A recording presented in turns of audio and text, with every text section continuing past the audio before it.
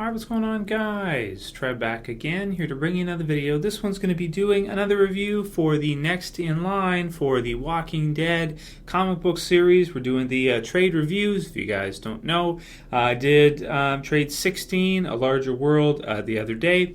And today we're going to be doing a review and a recap for The Walking Dead Volume 17, which is called Something to Fear.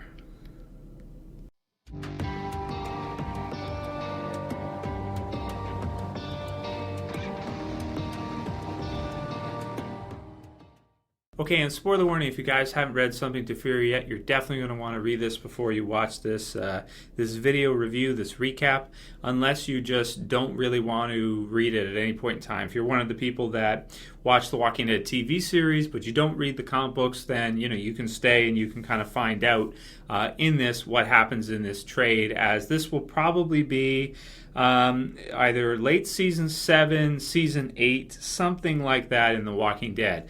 This trade is super dense, super heavy with action, and just some amazing build-up. So definitely spoiler warning for this one, and possible spoiler warning for seasons, late season 7, season 8 of the Walking Dead TV series. So the events of this one, man, something to fear. I remember in the channel when they actually showed the covers for this section of the story. As you can see, all of Negan's, some of his saviors here. We've got Dwight there. We've got Negan here. We actually have action figures up. There's the Dwight, and Negan's in the back there behind Rick. And they released like individual. They had the covers with like one of each of them. You got the guy with the sledgehammer. You got the guy with the chainsaw. You got the Negan, of course, with his bat. And, they all have their different weapons, and that Dwight with his crossbow. And, man, something to fear. So, right up until here with The Larger World and that, we were it seemed like we were getting to a point where the characters were feeling more kind of comfortable in Alexandria. They were feeling more at home. They were feeling more like they were in the clear, learning about the hilltop, even once they realized that Paul Monroe is a good guy, is a good type character, and he's not somebody who's dangerous, and the hilltop isn't dangerous. Aside from the Ethan incident, it seemed like they were in the clear, they were in a good situation, and until now, they didn't really know what they were dealing with. Rick and his group, of course, the survivors, are pretty damn tough. The survivors are super tough at this point, especially those that have been with Rick since earlier on in the series. That are still alive. And then the people of Alexandria, at this point in the story, have become quite a bit tougher as well themselves. The ones that are still alive are quite tough as well, too.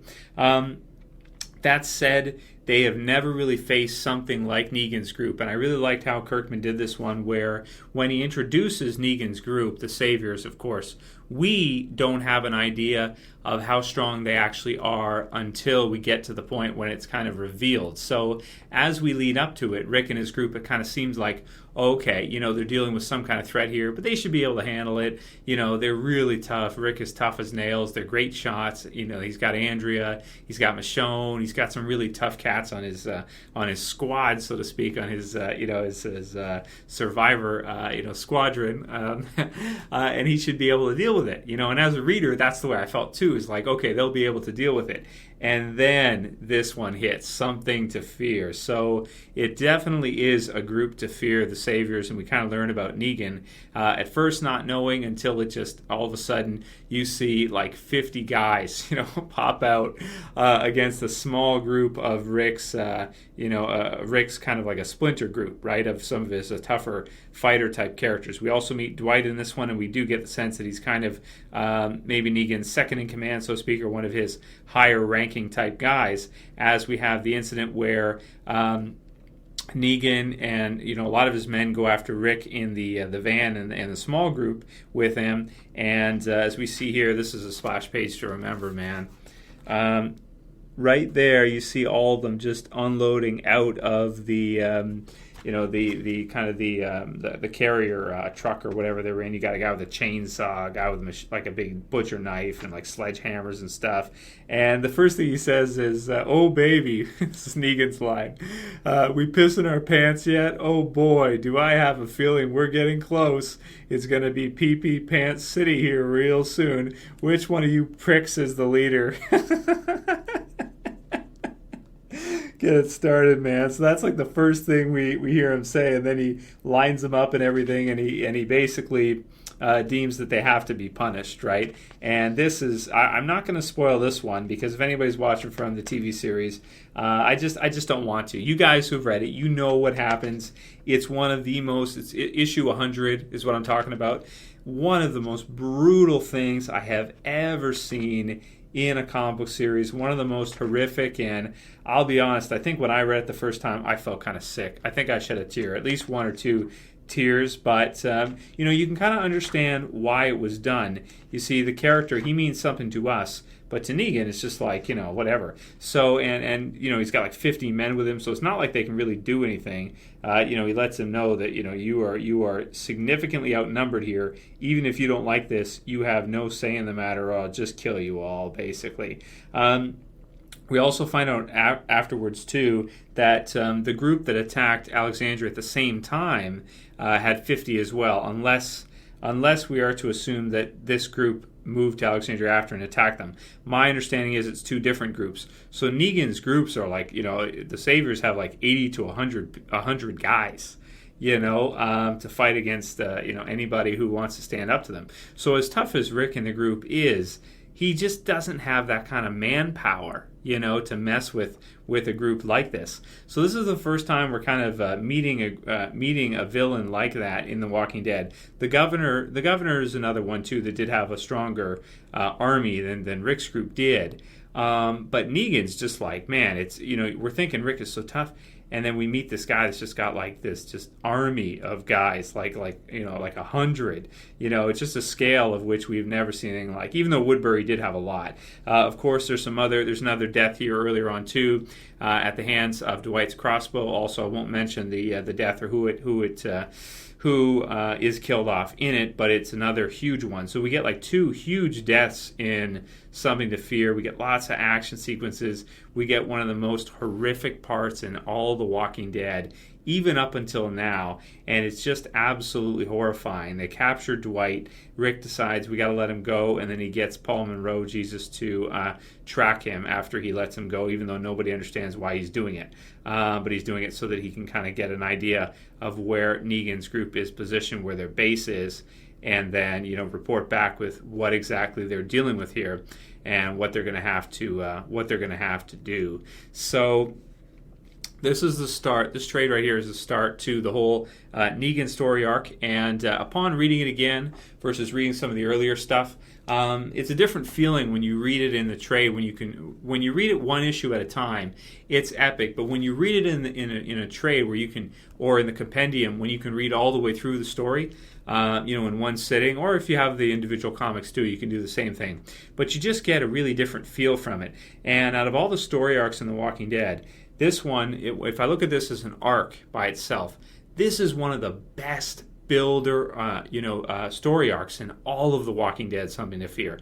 I mean, this is such a strong introduction for Negan and his group, man. Lucille and everything, just the weird, the bad, and just the weird kind of philosophy he has, and he's got like these biker guys with him and all this stuff, and it's just so different from what we were used to up until this point.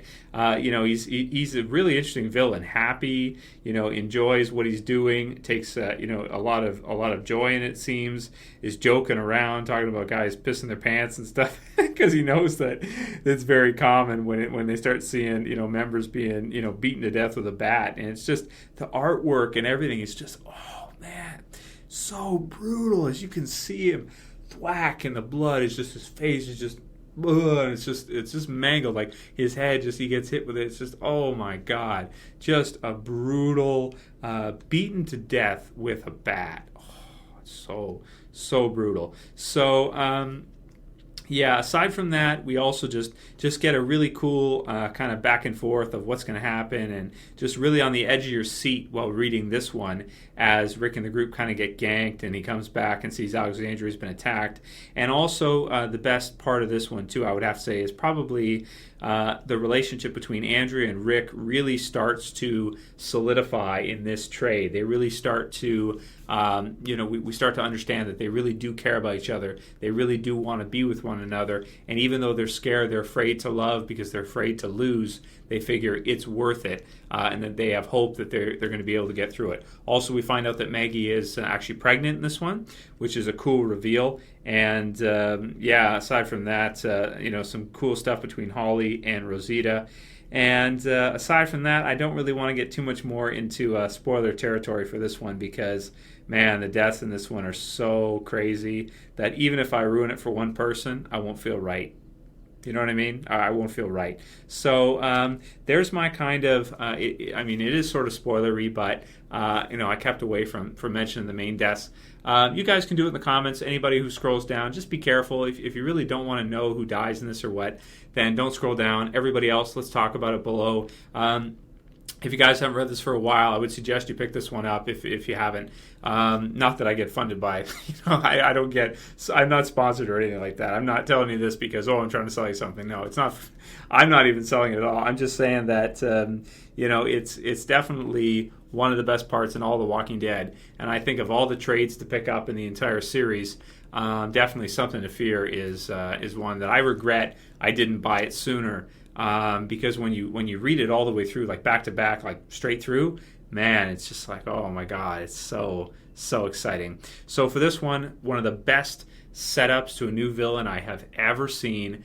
Probably a better setup in this than what happened with the governor, even though that was a good setup too, and Rick in the Hand and everything. Kirkman, man, in the comic book series, not the TV series, in the comic book series, he really introduces the villains with a bang. Like the big villains, like Negan and the governor, something huge happens as soon as he introduces them. And I think that's smart, when you just have something big, like get your attention, that'll get your attention. If that doesn't, nothing will, and you'll kind of get an idea of who you're messing with. So in terms of a score, how can I not give this one like a perfect 10 out of 10? Out of all the trades, of all the story arcs in The Walking Dead, this one's like the best jumping on point to kind of set. Oh yeah, this is a horror. The horror right there. This is a horror series. And even though sometimes in a larger world or whatever, it can feel more like, some other kind of drama or something. It's like you read this one and you'll realize, okay, it's a horror series. Yeah, it's definitely a horror series. I got it. I'm not confused anymore. So I'm going to give Something to Fear, Volume 17, a 10 out of 10. One of the best parts of The Walking Dead for sure. Right up there with Made to Suffer. Right up there with... some of the best story arcs, some of the best trades, Fear the Hunters, and just the excitement, man, of finding out, about this group and to see what Rick and the others are really dealing with. Man, it's incredible story arc. So can't wait to see it in the TV series when they adapt it, probably in late. Now, there's so many parts in this that could be used for a finale, but I think issue 100 would be like a perfect finale for season 7 or season 8, something like that. It would just be like a perfect finale for it. So let me know what you guys think about all of that and the Negan's introduction, the deaths, and everything. Let's talk about in the comments below. I'm excited to see what you guys have to say for this because I haven't really done these in the comic book series for a long time, actually. The time just flies by. We're focused on the TV series and stuff, and I forget about how amazing some of these are. Even though we haven't even seen this part in TV series version yet, this is some of the most exciting stuff in all The Walking Dead. Either be it TV series, comic book series, it doesn't matter. This trade right here, man, is and All Out War 2 is another one. I'm actually excited to review it with you guys because I just love the story so much. It's so exciting, so amazing. Let me know what you guys think about all that. Trev says it's basically one of the best. Perfect 10 out of 10. Just absolutely gripping, jaw-dropping, and edge of your seat all the way through read for sure. So yeah, if you guys like the video, please thumb it up below. Please do also, I know I ask for thumb ups a lot, but it does matter, guys. It keeps me making the videos. It really does. If you wouldn't mind, please thumb it up, share it, favorite it, please, if you wouldn't mind. And if you're new and you want to subscribe, you want to see the rest of these, I've reviewed all the way up to 17 now, and I think I'm going to go all the way through to do the rest, just because I love it. I enjoy it so much. Even just as a hobby, it's just something I love to do. So I love to talk with you guys about this stuff. So check out the others. I'll add them all to a playlist if you want to see like any of the other trades that may be some of your favorites, maybe Made to Suffer, maybe the first trade, or some of the others that were some of your favorite parts of the series. Go ahead and check the list. And that's it for this one, guys. I'll see you for volume 18 pretty soon, within a couple days. I'm spreading these out a few days at a time, but I'm going to get through them all with you guys, and it's going to be a lot of fun. So definitely check them out. Don't miss them. And that's it for this one, guys. I'll see you for the next one. As always, it's Trev saying peace later, guys. See ya.